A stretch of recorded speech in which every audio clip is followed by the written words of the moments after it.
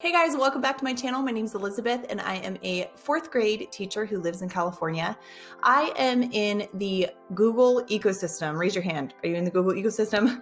We use so many different apps and websites. We use Google Slides, we use Jamboard, which is what I'm going to talk about today. We use basically everything that Google Classroom, Google ecosystem offers. We use it in class and we love it because it has that collaboration feature. It's a really great way to connect with your students, engage your students, all the things. And so today I'm going to highlight how we use Jamboard in my virtual classroom. So if you're interested in not only learning how to use it, but also snagging some freebies so that you can use it right away, just keep watching.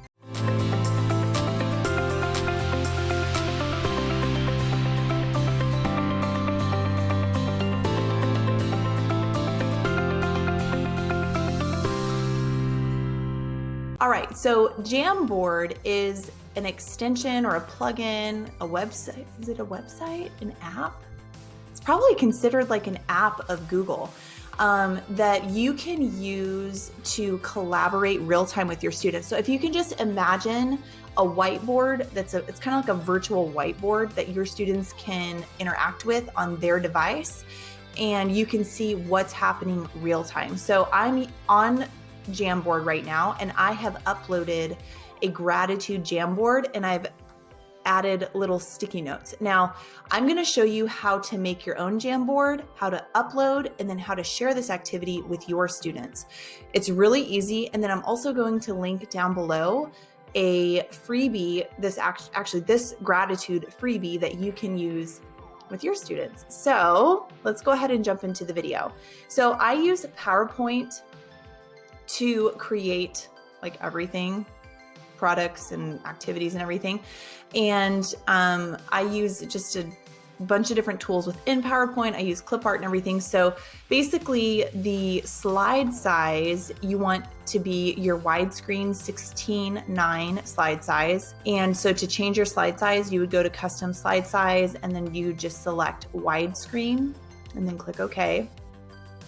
And then you can put on here whatever you want. Now I add the sticky notes like I showed you here. I add these once I'm in Jamboard. So don't add them yet, but just keep in mind you want enough white space on your screen so that your students can add their sticky notes and thoughts or type or whatever. So I just made a few different grateful ones because we're gonna do what we're grateful for every day. So that's kind of a practice that you could do if you wanted to.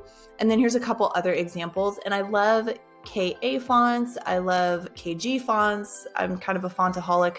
BB fonts. I get a lot of my fonts from font artists off of Teachers Pay Teachers. I'll link a few of my favorites down below, a few bundles. And then I just customize it. So I'll add shapes and backgrounds. I'll change the background color and just ask a question. So what was the best part of your week?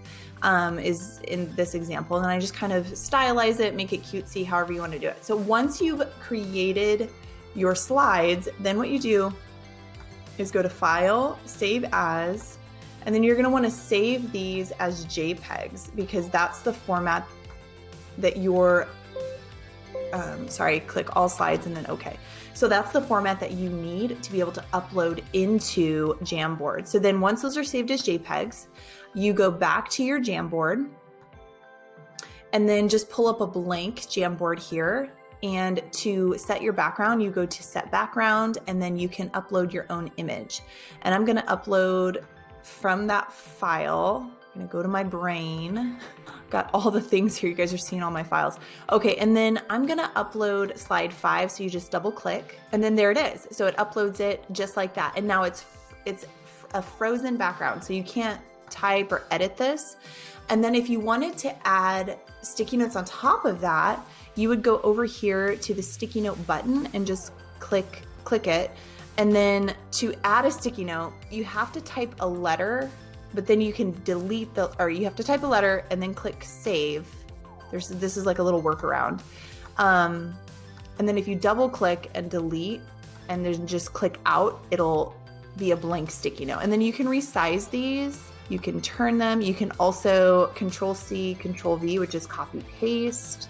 So typically what I like to do is just change the color. So I'll do like, a few different colors. You can also number them. So if you wanted to assign a specific color or a specific number, maybe you have a group of kids who are like, in the blue group, and each blue one has, a number on it. So then if you're number 1, then you would take number 1 in the blue group, number 2, that kind of thing. So anyways, you can just kind of tinker around with it like that. So super, super easy. You can do so many other things too. So students, once you share this with students, they can add their own text. They can edit the sticky notes that you've put on here. They can add their own images or pictures. They can highlight. So in this example, this is just a question, kind of a question of the day, which is great for those social emotional learning skills, doing those check-ins with your students. But you could create anything with this. So you could do small groups, you could do a math question, you could do a passage of text and have students highlight or annotate over top, and you see real time what's happening. In addition to that, so you can also assign specific slides. So I've got 4 slides pulled up, and you can have, group 1 working on slide 1, group 2 working on slide 2, so on and so forth, and have them do small group work. And then you can be checking in real time and seeing what they're doing. It would be similar. It's similar to like Google Slides. It's just formatted a little bit differently, a little bit. The interface is pretty user friendly. So is Google Slides, but Jamboard I feel like is just really straightforward, user friendly, easy to use, and the students you don't have to take a lot of time training the students on how to contribute. It also gives you that real-time feedback and the student the real-time feedback. So you can see exactly what they're doing when they're doing it, which is awesome. Okay, so say for example, you've got all 4 of your slides, created, done. You're ready to go ahead and share this out. It's super simple. You would just share it like you would any other document. You click the share button and then you just copy the link. So you can change the permissions here too. Anyone on the internet with this link can edit. So you can change the permissions by clicking here.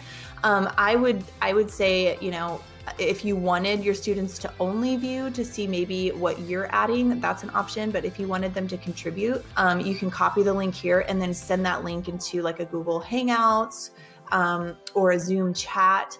And then once they click on that link, then they can get on and they can add and contribute their own thoughts and ideas. How awesome is that? I love Jamboard. Okay, so that's it. I've showed you how to create Jamboard boards in PowerPoint, save them as JPEGs, upload them to Jamboard, share out the Jamboard, and I'm going to link this freebie down below so that you can click on it and use it for your classroom. If you found this video helpful, please comment down below. If you use Jamboard, maybe you're gonna start using Jamboard, but you can use this not only in the classroom, but businesses can use this for ideas or brainstorming. There's so many different ways to utilize it. I'm excited to hear how you would utilize it. And I think that's all I've got for you today. If you have any questions, feel free to reach out in the comments, and that's it. Don't forget to hit that subscribe button or the bell to be notified when I upload new content. As always, thank you so much for your support. It means the world to me and to my family and my team.